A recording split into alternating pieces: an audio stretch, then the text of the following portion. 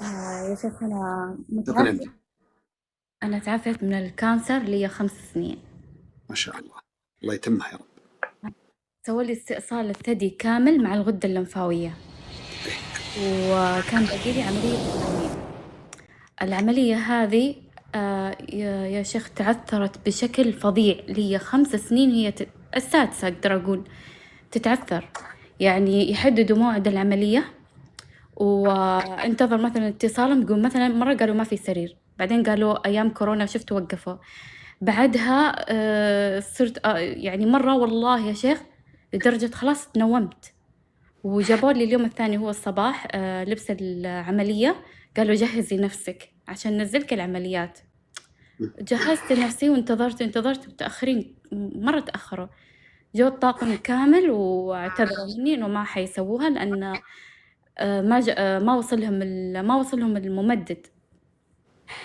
فزي كذا على هذا الموال، وبعدها نفس الطريقة يحددوا لي موعد ويا نفس الموال.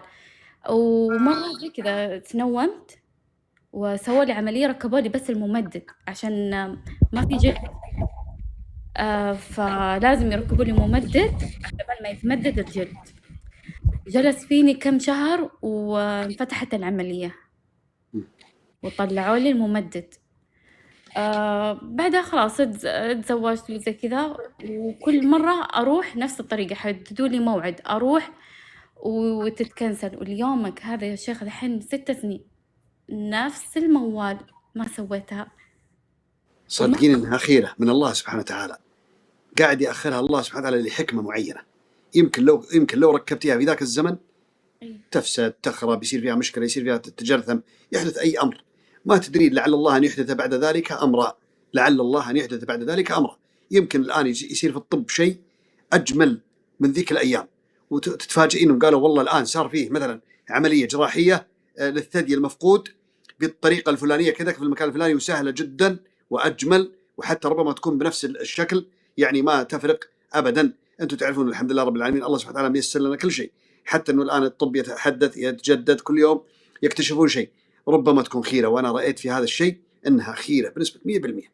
قولي الحمد لله رب العالمين، وانتظري انه ربما تتفاجئين انه في امر سار وافضل مما انت لو سويتيها. يا اسال رب الله ان يكون كذلك. يا رب. الخميس عندي إشاعة للاطمئنان على الثدي الثاني، لأن عندي ورمين فيه. وبعدها يقول الدكتور حيحدد لي إذا كل شيء تمام، حيحدد لي إن شاء الله موعد للعملية. دعواتكم. يا رب الله يجعلها خير وبركه، ويجعل هذا التاخير اللي مر، اسال الله ان يكون خيرة لك يا حي يا قيوم. يا رب يا كريم. طيب يا شيخ، زوجة أخويا حلمت فيني كأن هي في غرفة وأنا في سيب كذا نهاية ممر، وتقول حواليني المكان كله يشع نور، وأطالع فيها بابتسامة تسألني يعني إيش صار. ما تكلمت، بس كذا إنه مبتسمة، ويعني كل حواليني نور في نور.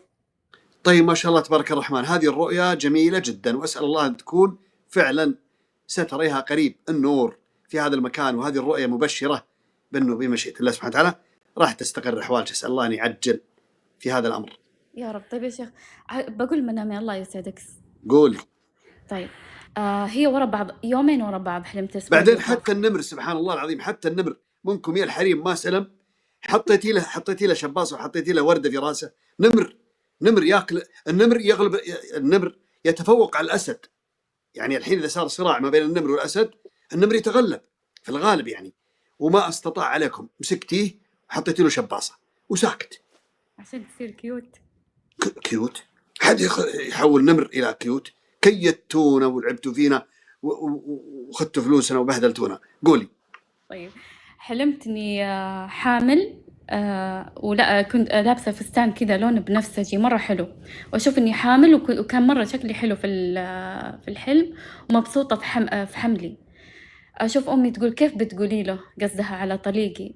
قلت له وهو غايب عنك كم شهر، قلت عادي برسل له رسالة وأقول له إني أنا حامل. وانت منفصله بالواقع؟ أي. رزقتي بذريه من الرجل اللي فصلتي منه ولا لا؟ لا لا. كم صار لك؟ 7 شهور 6 شهور هيك. في محاولات عوده ولا لا؟ لا. انقطعت تماما أي. العلاقه بينكم؟ أي. أسأل الله أن يفرج همك. هذا المنام يبشر بإذن الله سبحانه وتعالى بالعوض الجميل، وكذلك يبشر بإذن الله سبحانه وتعالى بزواج وبحمل بإذن الله سبحانه وتعالى، استقرار حال. قولي آمين. يا آمين يا رب. اليوم الله الثاني يحفظك. يا رب. اليوم الثاني حلمت إني أنا مع لحظة طليق. لحظة لحظة لحظة، أنت خدتيها سلواني في حلواني. إيش؟ شفتيني طيب وساكت، لا ما بس ذا والله. درعمتي درعمة، فكيتي الباب كله على مصرعيه. لا هذا سابع حلم قلتي. لا والله حرام. وش اللي حرام؟ لا يعني مو حرام، تكفى بس خلاص. قولي يلا، متعاطف. اليوم الثاني حلمت إني أنا مع طليقي في السيارة ومعانا طفل، ولدي، أشوف ولدي منه، وكان مرة شكله جدا جميل الولد، وفي السيارة أنا وياه والولد في النص بيننا.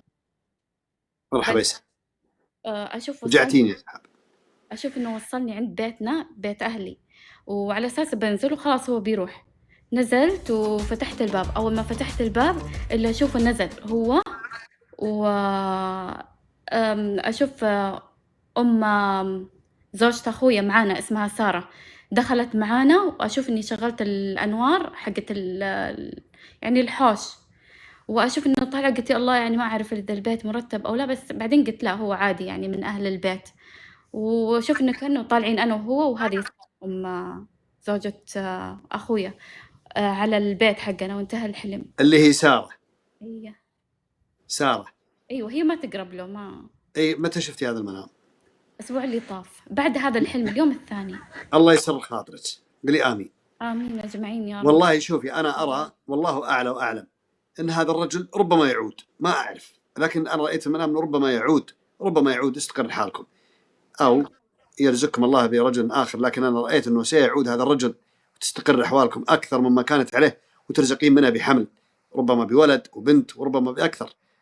هذا اللي رأيته في المنام للأمانة، يعني ما إن شاء الله تذكرين تجيني يوم من الأيام تقولين نعم وقع. دعواتكم لي، يمكن أكون أقرب منكم أو أنتم أقرب لي يعني. شوفي، أنا ما أظن أنك أنت أقرب منا بعد ما حطيت مسكتي هذا النمر وسيطرتي عليه. تصير يعني ماسكة الأسد مدري نمر، وحاط في راسه تفاحة شو اسمها وردة بنفسجية، يعني حتى أنثتيه. حرام عليك، حرام عليك يا بنت الحلال، يا ورد يا ورد. تمسكين نمر ما حد يقدر يمسكه وروضتيه. حد يروض نمر؟ تروضين فار، تروضين نملة، إيه بس، وتقول أنا أقرب منكم. أنت وين أقرب منا يا بنت الحلال؟ روحي بس. الحمد لله، الله يعطيك العافية. أنا أحب أمزح معكم، وللأمان أول شيء أسأل الله العظيم أن يشفيك شفاء عاجلا غير آجل، وأن يرزقك الذرية، وأن يرد هذا الرجل إذا كان فيه خير. أسأل الله أن يلم شملكم من جديد وتستقر أحوالكم. أنا رأيت في المنام هذا الرجل سيعود وراح يكون في حمل بولد وبنت. أسأل الله أن يبارك. أجمعين يا رب. مع السلامة، يعطيك العافية يا رب.